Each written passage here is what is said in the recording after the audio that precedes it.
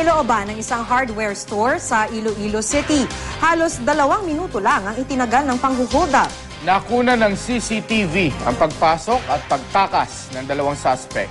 Makibalita tayo kay Jennifer Moniesa ng GMA Iloilo. Galing nakakalo, sir.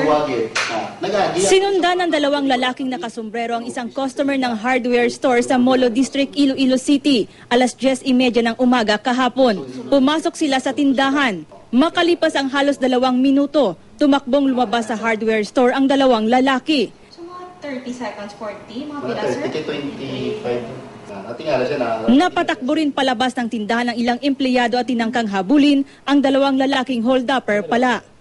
Ayon sa isang nagtitinda sa hardware store, nanutok ng baril ang mga hold-upper. Ari ko di, tapos may customer ko di gapong ko. Tapos si Manong, nagasulod man siya, isdog siya sang hold-upper, kamagsiling siya hold up ni. Pagsiling niya nga hold up, pag amo ko ni, nga may kita ko siya nga po sir, nag-amo na lang ako ni sa may lamisa ko, kay kinakulbaan ako. Wala nang nagawa ang mga empleyado at may-ari ng tindahan, kundi ibigay sa mga hold-upper ang laman ng kaha ng pera. Mahigit 30,000 piso ang natangay. Binusisi ngayon ang kuha ng CCTV para matunton ang mga hold-upper. At least nakita kung ano yung actual footage, kung paano sila pumasok at yung paglabas.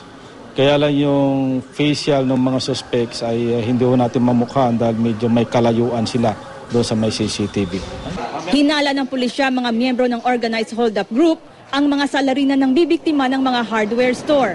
So, taga rito lang yun, yung 2 suspect na yun, mga bagito lang. At sumalisi lang sila. Masyadong mabilis yung pangyayari. Sa follow-up operation ng Iloilo City Police, naaresto ang taxi driver na si William Cordova. Napag-alaman ng pulisya na sa taxi umano ni Cordova sumakay ang mga suspect para makatakas. Itinanggi naman ni Cordova na pasahero niya ang mga hold-upper. Iniimbestigahan ngayon ng driver at pinag-aaralan kung sasampahan siya ng reklamo.